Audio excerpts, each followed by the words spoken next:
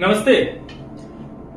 पूरा उत्तर भारत इस वक्त भीषण गर्मी की चपेट में है और जहां तक मुझे लग रहा है कि आप सभी लोग भी अगर नॉर्थ इंडिया के हैं तो आप लोग इस भीषण गर्मी की मार को झेलने को मजबूर हो रहे होंगे मेरी तरफ। लेकिन इन सब के बीच एक बुरी खबर है कि आप लोगों के लिए मौसम के नजरिए से, क्योंकि भारत का ये जो मौसम बदला है ना, और कई लोगों ने इस बार महसूस किया होगा कि अब तक जो उन्होंने गर्मी महसूस की है, इस बार की गर्मी थोड़ी ज्यादा है। अगर आपने ऐसा महसूस किया है तो उसके पीछे कारण है, और वो कारण क्या है? वो कारण है एक हैवी हीटवेव, और जिसको हीटवेव है और उसको आप अल नीनो कह सकते हैं। एक massive heatwave and El Nino, इसने भारतीय उपमहाद्वीप को हिट किया है। तो सबसे पहले आप ये समझिए कि अल नीनो है क्या।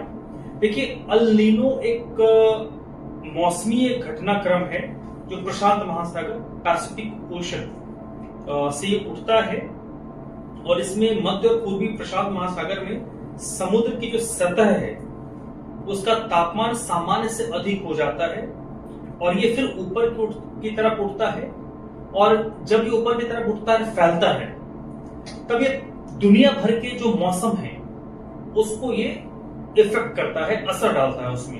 उसमें क्या हो सकता है? अतिवृष्टि, बहुत ज्यादा बारिश, सामान्य से कम बारिश, गर्मी सामान्य से बहुत ज्यादा।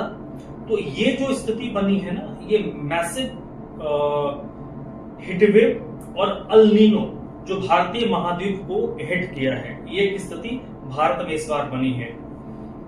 और इसी का नतीजा यह है कि उत्तर प्रदेश और राजस्थान के कई ऐसे हिस्से हैं जो इस अल नीनो के प्रभाव के कारण तकरीबन 50 के आसपास या 50 के ऊपर तापमान रिकॉर्ड किए गए हैं। दिल्ली की बात कर ले, हरियाणा की बात कर ले, तो अभी 2 दिन पहले हरियाणा में रोहतक में तापमान 46 डिग्री से ऊपर पहुंच गया था। दिल्ली में भी कुछ पॉकेट्स हैं जहां पर 45-46 तक तापमान पहुंच चुका है। और जो ये अल नीनो का प्रभाव है, और जो नौतप्पा जिसको हम कहते हैं, वो भी 9 दिनों तक उसकी आज से शुरुआत हो गई है, 25 मई से 2 जून तक। तो ये जो हीटवेव है और अल नीनो का इंपैक्ट है, ये एक मैसिव इंपैक्ट डालने वाला है। और जो एक्सपर्ट्स बता रहे हैं, जो मौसम वैज्ञानिक बता रहे हैं कि इस बार का जो अल नीनो, जो मैंने बताया थोड़ी देर पहले, अल नीनो क्या है, जो पैसिफिक ओशन से उठता है और पूरी दुनिया के मौसम को प्रभावित करता है, ये 125 इतना खतरनाक अल नीनो का जो प्रभाव है वो 150 सालों के बाद भारतीय उपमहाद्वीप को इफेक्टेड कर रहा है। लास्ट जो हुआ था वो 1877 को हुआ था। भारतीय उपमहाद्वीप में उस तरीके का असर पड़ा था भारतीय उपमहाद्वीप में। और भारतीय उपमहाद्वीप जब 1877 कह रहा हूं, तो उस वक्त आप ये देख लीजिए, उस वक्त पाकिस्तान नहीं था, उस वक्त बांग्लादेश नहीं था, ये सारा भारतीय उपमहाद्वीप था 1877 में। वर्मा, जिसको म्यांमार कहते हैं, भूटान, ये सब भारतीय उपमहाद्वीप में आते थे। श्रीलंका को भी आप ले लीजिए भारतीय उपमहाद्वीप में।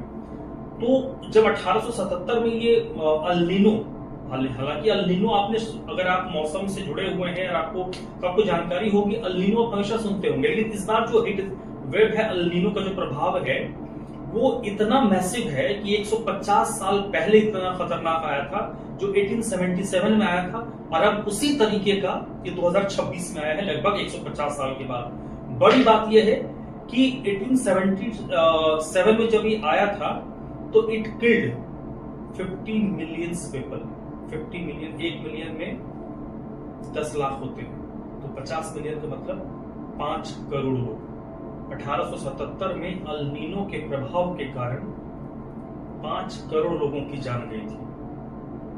हालांकि आज संभवतः वो स्थिति ना बने, आंकड़े तो बता रहे हैं कि बहुत ज्यादा लोगों की जान जाएगी, लेकिन अब इतनी सुविधाएं हो गई हैं और इतने हम तकनीकी तौर पर, वैज्ञानिक तौर पर हम इतने संपन्न हो चुके हैं कि हमारे पास जानकारी हो जाती है कि अगर 2 दिन के बाद बारिश होगी या 2 दिन के बाद तापमान, जैसे अभी उत्तर भारत में आईएमडी ने प्रेडिक्ट कर दिया है कि अगले 3 से 4 दिन में अगर आपके इलाके में तापमान 40 डिग्री है तो अगले 3-4 दिन में बढ़कर 43-44 तक होगा। अगर 44-45 तक पहुंचा है आपके यहाँ पर तापमान, तो अगले 4-5 दिनों में बढ़कर 3 से 4 डिग्री बढ़ेगा। इतने तो साइंटिफिकली वैज्ञानिक तौर पर हम डेवलप कर चुके हैं। जैसे अगर कहीं पर चक्रवात आता है तो हमें 15 दिन पहले पता चल जाता है कि चक्रवात आने वाला है, तो उससे जो चक्रवात हिट करता है बॉर्डर लाइन पर, तो जैसे पेड़ टूटते हैं, घर टूटते हैं, जो कोस्ट लाइन में लोग रहते हैं वो उनको जानकारी होती है। आपने देखा होगा जब चक्रवाती तूफान टच करता है या आने वाला होता है, 15 दिन पहले पता चल जाता है और आखिर में 4-5 दिन लोगों को दूर हटाया जाता है, लोगों को दूसरी जगह पर लगाया जाता है, लोगों को सतर्क किया जाता है। तो उस हिसाब से मौतें तो नहीं होंगी, लेकिन बिल्कुल नहीं होंगी ऐसा नहीं है। आज से 150 साल पहले कोई जानकारी नहीं होगी, बचाव का तरीका नहीं होगा, लोगों के पास जानकारी का अभाव होगा, इलाज नहीं होगा, तो जाने गए होंगे। अब उतने नहीं जाएंगे, लेकिन कितनी जाएंगी हमें नहीं पता, क्योंकि जो रिपोर्ट्स प्रेडिक्ट कर रही हैं वो खतरनाक है। आंकड़े में इसलिए डिस्क्लोज नहीं कर रहा हूँ कि इस रिपोर्ट में कितने आंकड़े कही गई है, कितनी संभावना जताई गई है कि जो 150 साल के बाद अल नीनो का प्रभाव आ रहा है वो कितने लोगों की जान लेगा।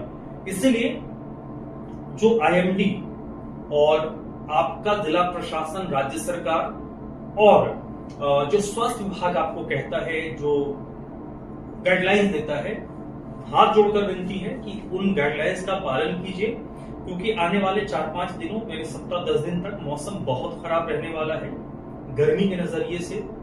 और जो भी गाइडलाइंस हैं खाने पीने को लेकर, बाहर निकलने को लेकर, उनको फॉलो कीजिए। रात के समय भी उसको फॉलो कीजिए, क्योंकि ये अल नीनो का जो प्रभाव है ये बहुत खतरनाक है। और आईएमडी की तरफ से जो मैप जारी हुआ है और जो की इनसाइट बताया गया है कि अल नीनो के कारण नॉर्थ वेस्ट और सेंट्रल इंडिया ये सबसे ज्यादा प्रभावित होंगे, जो आईएमडी की तरफ से बताया गया है आज भी। इसके साथ साथ इसमें जगहों का भी जिक्र किया गया है। उत्तर प्रदेश के बांदा में 48 डिग्री को पार कर चुका है, जो मैंने कहा 4 डिग्री तक ये बढ़ेगा, तो मानकर चलिए ये 50-51-52 तक भी जा सकता है। दिल्ली में सामान्य 43-44 है, तो अगले 3-4 दिनों तक दिल्ली एनसीआर में ये बढ़कर 46-47 तक जाएगा। 1 डिग्री तक टेम्परेचर बढ़ना भी खतरनाक होता है, तो अगर 3 से 4 डिग्री टेम्परेचर बढ़ेगा तो क्या नुकसान होगा। तो आपसे यही अपील है कि आपकी जो सरकार बता रही है, आपका जो जिला प्रशासन कर रहा है, आपका जो डॉक्टर्स आपको गाइडलाइन दे रहा है, उसको जरूर फॉलो कीजिए, उन गाइडलाइंस का पालन कीजिए, कोशिश कीजिए कि खुद को और अपने परिवार को इस भीषण गर्मी में सुरक्षित रखिए।